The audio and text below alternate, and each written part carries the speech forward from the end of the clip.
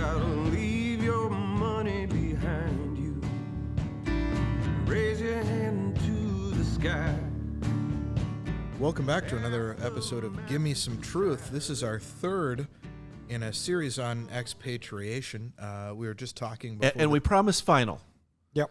Okay, good. That's it. No more. But we were just talking, as well, how when we started this, podcast, we were wearing golf shirts, short sleeves, all of that. Now, there's snow if you're watching on YouTube behind me. If you're not, it's cold out. Granted, it's only November, so we haven't been doing it that long, but the weather changes rather quickly and coldly here in Wisconsin. We're also on the eve of the World Cup, and Stan, for those of you not watching it on the YouTube channel, has his Spain honoring sneakers on today. I do. I don't know if those got in the picture or not, but I am wearing red, white, and yellow Air Jordan 1s. So today what we want to talk about are some of the practical considerations if you are making the decision to expatriate. And we talked last time about some of the kind of big picture items regarding being a covered expat and so on and so forth.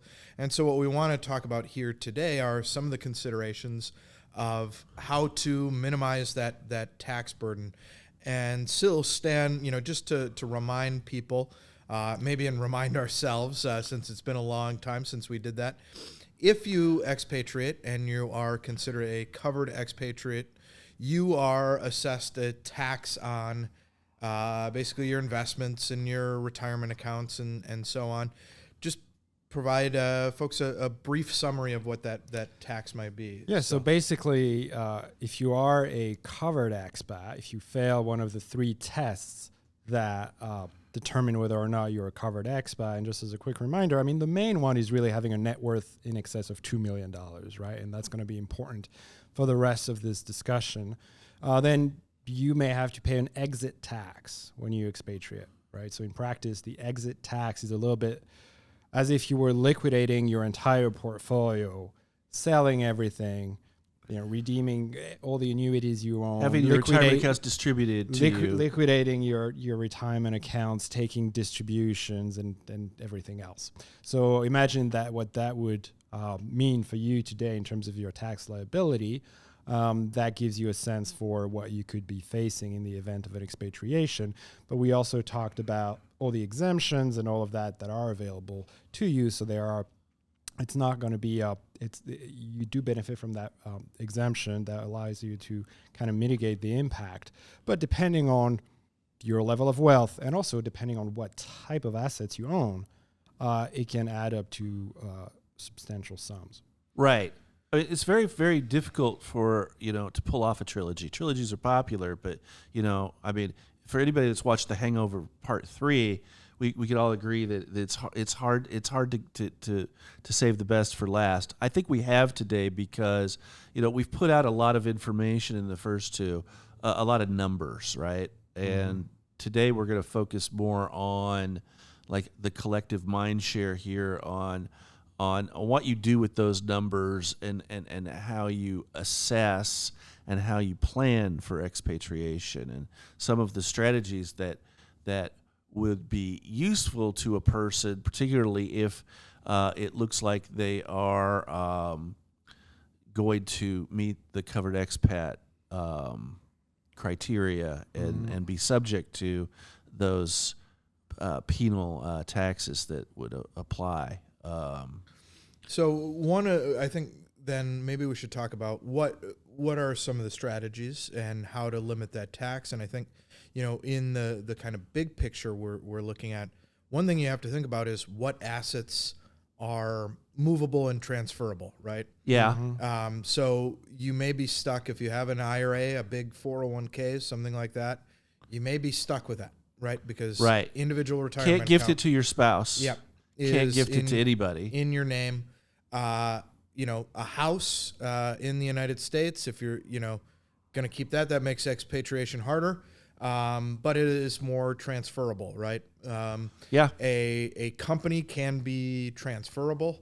you know, things like that. So there are options there, but, you know, we're not going to talk much today about what to do with your retirement accounts because you're going to be stuck with those, Right. more or less. Now, if you were per se, let's just say that you're elderly at this point. You are in the RMD stage. Okay, you know, you then would have options. And I've worked with couples in expatriation that were in this situation where just one spouse wanted to expatriate, and it was going to be tax efficient for them to do so. Where like we were using a combination of the charitable distribution, and then beyond that, outright distribution, and then gifts of the proceeds to family. Right. So not impossible, but yes, obviously, you know, you got to be 72 and a half to make it charitable distribution, and you certainly want to be over 59 and a half before you ever take a distribution from your IRA. Mm-hmm. Right. And I mean, the key to, I think, understanding a lot of the strategies that are available is really that the $2 million threshold is at an individual level. So it's not joint with a spouse, it's not the household, it's not a family. It's the person expatriating individually, right? So what a lot of people will try to do in the years prior to expatriation is get themselves to that position where they know that their net worth individually will not exceed the $2 million threshold. So really, it's about gifting, right? It's about finding gifting strategies that are going to work for you, that make sense overall, that are not going to have, you know, other consequences, you know, having to do with local tax laws in the country where you reside and things like that. Right. Because obviously in the US, gifting is very flexible.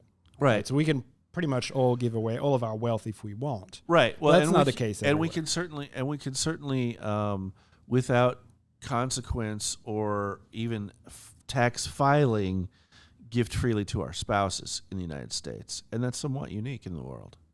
And then beyond that, there's, you know, the annual exclusion of $15,000, but we also need to remember that, you know, assuming that our estate is under the estate gift and estate tax exemption level, which now sits in the 11 million plus range, could sunset the next 2 years down to half of that. But as long as it's under that, remember, you can gift all of it to a stranger, and you've got a gift tax filing, but there will be no gift tax owed. I'm not suggesting that you give all your wealth to a stranger and expatriate. Probably not a sound financial move.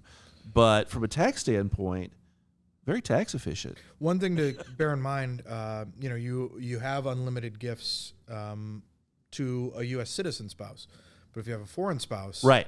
you have to be careful because then you have to report gifts in excess of I think it's 160. It's 100. It's more than that now. It's Yeah. it's like $180 million basically. 180,000. 180,000. Sorry. Right, and Wow. which is why I mentioned, you know, planning. Sometimes the planning can take years. Right. Because so let's take a typical example. Say someone is married to a non-U.S. spouse. Maybe they've been outside the U.S. for many, many years. Their lives have, you know, gravitated away from the U.S. and they want to renounce citizenship, right? So that's a very typical scenario.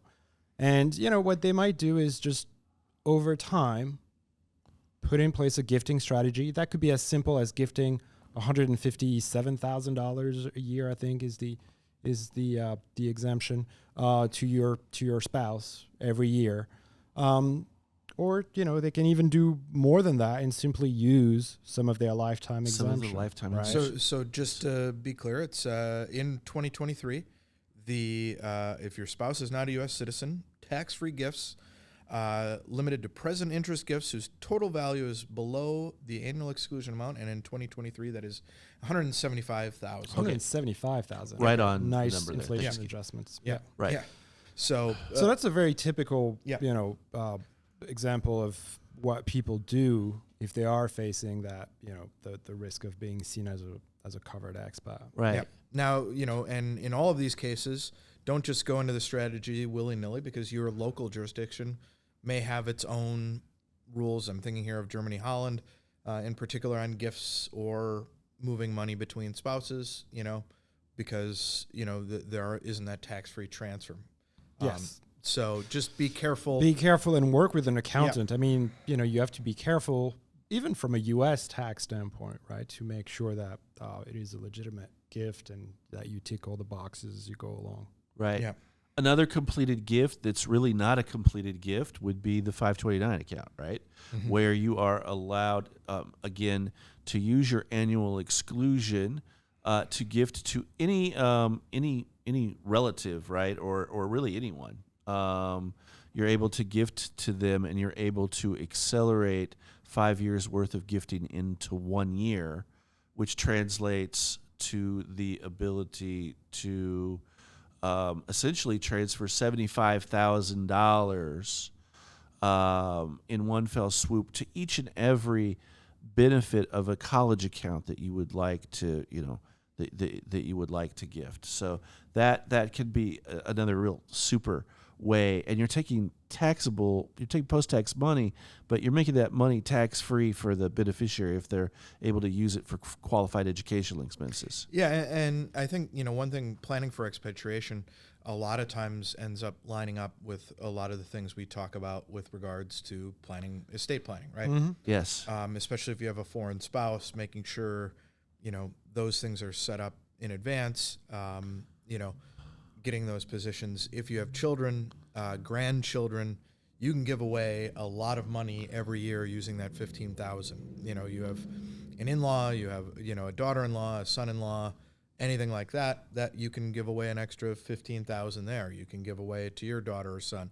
So you can, move out a fair amount of money, and so if you're thinking about expatriation, you can do this in, move, several $1 million in 4 or 5 years without any real huge headaches in terms of tax. Another place where it may make sense to move property, as I mentioned before, is something like real estate, where as well it may make sense just from a local tax perspective. A lot of non-U.S. Tax codes basically permit the tax-free sale of your primary residence, right? Right. And if you're a U.S. taxpayer, you don't get that exemption.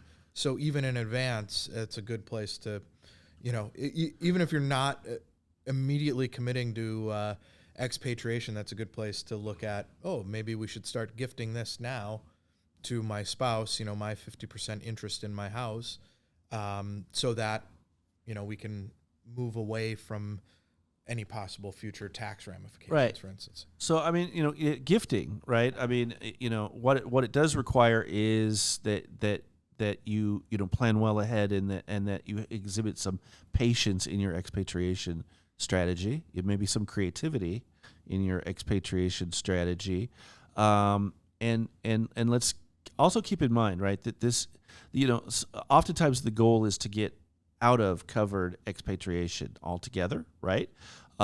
Which means getting your net worth below $2 million. Okay, that may not sit comfortably with everybody, but let's remember. Let's say that you're worth $5 million, and you really want to keep 3, and you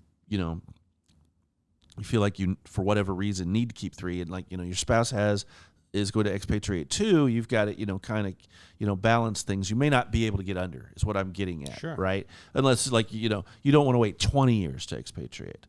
Let's remember, every amount of gifting that we do in front of that is going to dramatically reduce the taxes, right? And if the idea is to get under to mitigate tax, not avoid exit tax, right? Then we need to be strategic in the capital assets that we are gifting. We need to try to think about doing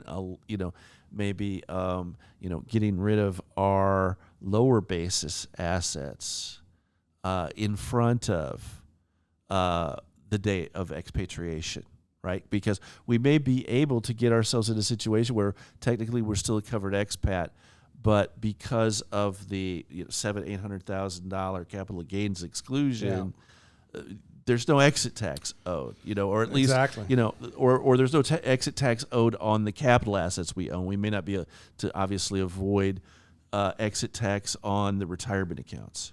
And that's a great point. And I think so. Not everyone can avoid being a covered expat. But so, Stan, there are things beyond just the exit tax itself. Yeah. If you're in that situation where you want to expatriate, but you are going to be a covered expat, you need to think very broadly about your estate plan. Right. And you need to think about who the beneficiaries of your estate are ultimately going to be. Right. And so, maybe some of that gifting needs to be done in a irrevocable trust as well, right? So that you've given the stuff that will go to U.S. persons.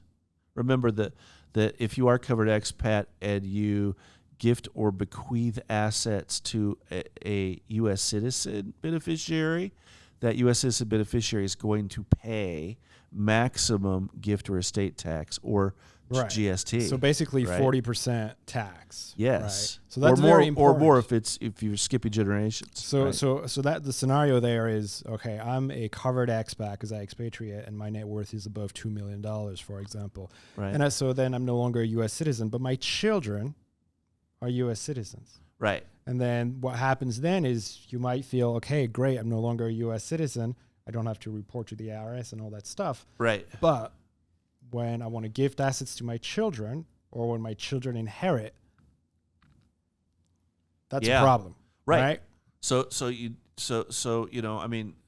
obviously this is going to depend greatly, from client to client, right? When we're analyzing this and figure out what their ideal estate plan would be, right? Ask yourself, okay, without this tax, how is it going to go down when I die? Who's going to get what? And then start thinking about it, and then throw that veil of the tax in there and figure out, okay, is there anything that we're going to need to modify to mitigate that tax, right? So if your spouse is maybe you want to leave things for the children and your non-citizen spouse, right? Or maybe you have, who knows, maybe you got 3 children that are U.S. citizens and 2 that aren't, right? So you want to think about things in front, and maybe your strategy involves irrevocable trust that is, essentially you're gifting out, you're getting things out of your estate, but ultimately it's to benefit those U.S. citizen beneficiaries. And what you take with you, then ultimately your estate plan for everything that's still in your estate is going to go to non-U.S. beneficiaries. Yeah, and it could also be that the gift tax implications really will be what really makes you realize that maybe the entire family needs to make that decision about expatriation, that it's not necessarily just an individual decision. Right. Yeah. Or maybe your retirement plan is to spend your last dollar when you die, which is tricky, but ultimately this is going to matter to some clients more than others, right? If you have children that, and I think we've mentioned this in the past as well, that should give you pause. And if they're U.S. citizens, they're living in the U.S., an irrevocable trust becomes a much better option. Because, as we've discussed, if your children are not U.S. based and living elsewhere and so on and so forth, trusts don't travel well, right? So if you have kids scattered all over the globe, but they're U.S. citizens, that could be, the irrevocable trust could be problematic there. And I think the decisions get infinitely more complicated once you mix in, children. Right. Yep. And expatriation then becomes, hey, everybody's doing it now, or and what if kids don't want to do it, or so on and so forth, then it changes again, right? And so that's one of the considerations, and why I think we've done 3 of these, why you can keep talking about variations as you go forward. But I think, from today, the big lesson people should take is planning. If you're a covered expat and you want to renounce your U.S. citizenship, even if it can't eliminate tax, it can help you minimize it, mitigate it, as we've said, Right. and go from there. And I think the same thing, planning can help mitigate, if not eliminate, some of these estate planning considerations. Well, yeah. And before you even dive into the idea of how do I get under, the covered expat, or how do I mitigate covered expat taxes, there's even the threshold analysis that we work with clients through. And that's like, well, okay, where do you live? Where are you going to live in the future? And hey, does this, as a financial decision, does expatriation really, does it really move the needle for your future tax burden, or is this more in your head that you're just tired of filing taxes in two different countries? Yeah. And you just like to simplify your life, right? Because, expatriation as a financial decision tends to that box tends to get checked a lot easier if you live in a low tax country, or if you're planning to spend the majority of your retirement, for example, in a low tax country, or a country that doesn't tax offshore wealth, right? Like a Malaysia, right? Or, like the list could go on, right? Costa Rica, just a tax-friendly jurisdiction. Yep. If you live in a tax jurisdiction that is the opposite of that, like, if you live in Denmark or Sweden, or, lots of countries in Western Europe, or Japan, like let's not leave high tax Asia out of the equation, or Australia, right? Then are you going to be a net U.S. taxpayer or a net residence country taxpayer? And if the answer is residence country taxpayer, then you're not, you're contorting yourself and going through a hell of a lot to avoid that second accountant. And I know that there are really people that you would, given the choice, you'd probably avoid, right? But, is there ultimately a benefit that justifies going through all of this? I think that's a great point, and I've had this discussion with a number of clients. And look, the reality is most U.S. expats don't pay U.S. taxes, right? I think it's fair to say. Right. Sounds almost like Mitt Romney. You should be wearing a tux and giving a speech, to your contributors. Most Americans don't pay taxes. It's true. Most of the people who won't vote for me don't pay taxes. I'm just thinking here. We're ending on a very existential note here, because we've just spent 3 podcasts discussing expatriation. And then ultimately we're saying, most people should not do it. Don't do it. But it's true, right? This is not fair. This is not designed as a standard, part of a standard expat package, right? It's an exceptional decision. Yeah. Yeah. And it's like a lot of expats end up thinking, should I, keep my citizenship? Does it still make sense? And, again, oftentimes from a financial point of view, it doesn't actually save you any money. Right. It costs you money and because you have to file the renunciation paperwork and do all that, and you probably do not try to homeschool expatriation. Yeah. Right. You need advisors. You need like to think you need financial advisors to help you, make sure that what seems logical to you is indeed, a sound decision. But like you need legal experts of the highest order, not like your everyday go into the strip mall, CPA type situation. So specialists. Ultimately, what we hope you've taken from this, and thanks again for listening, if you've listened to all 3 parts, is very complicated, not for everyone. Don't just think because I've moved abroad I should give up my U.S. citizenship. That's not how this system was designed. Thanks everyone for listening. We'll be back with some more discussions in the future. And if you have any suggestions for us, feel free to contact us at info@walknercondon.com.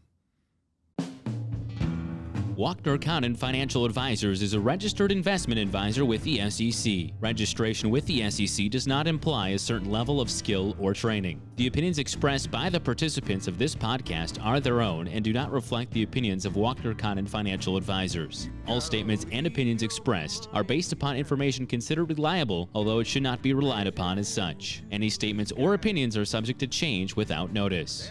Information presented is for educational purposes only and does not intend to make an offer or solicitation for the sale or purchase of any specific securities, investments, or investment strategies. Investments involve risk and, unless otherwise stated, are not guaranteed. Information expressed does not take into account your specific situation or objectives and is not intended as recommendations appropriate for any individual. Listeners are encouraged to seek advice from a qualified tax, legal, or investment advisor to determine whether any information presented may be suitable for their specific situation. Past performance is not indicative of future performance. Thanks for listening, and for further information, please visit WalknerCondon.com.